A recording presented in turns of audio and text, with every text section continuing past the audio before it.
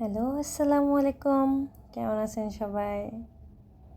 আজকে আমি একটা রান্না করব গলদা চিংড়ির পা ভুনা। দেখতে থাকুন আমার সাথে। প্রথমে পেঁয়াজ, রসুন, কাঁচামরিচ দিয়ে নিচ্ছি, ভেজে নিব কিছুক্ষণ। আমার বন্ধু চিকন কালিয়া দেখো আসিয়া, আমার বন্ধু চিকন কালিয়া দেখো আসিয়া। তারপর দিয়ে দিচ্ছি পেঁয়াজগুলো বেরেস্তা করে মোটামুটি বাদামি রং করে ভেজে দিয়ে দিচ্ছি লবণ পরিমাণ মতো, হলুদ, মরিচ। এরপর ভালো করে কষিয়ে নিব।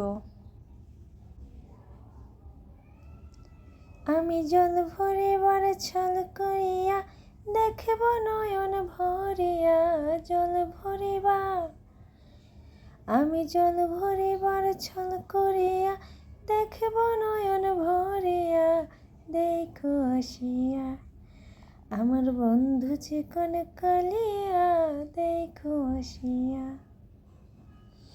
এরপর দেখেন সব কিছু কষানো হয়ে গিয়েছে ভালো করে। এখন আমরা দিয়ে দিব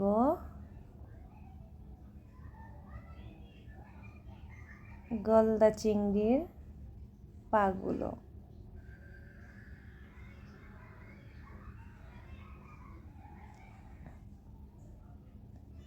এটা কিন্তু সম্পূর্ণ নদীর চিংড়ি মাছ, খেতে খুবই মজা হয় এভাবে রান্না করলে। কোথায় কোথায় খায় জানি না, তবে আমার বাবার বাড়ি বরিশালে এটা খুব খায়, খুব মজা হয় খেতে। কষানোর পরে স্বাদ মতো মশলা অ্যাড করার পরে দিয়ে দিয়েছি পানি, সবশেষে দিয়ে দিচ্ছি জিরা গুঁড়ো। এরপর সার্ভ করে খেয়ে নেবেন।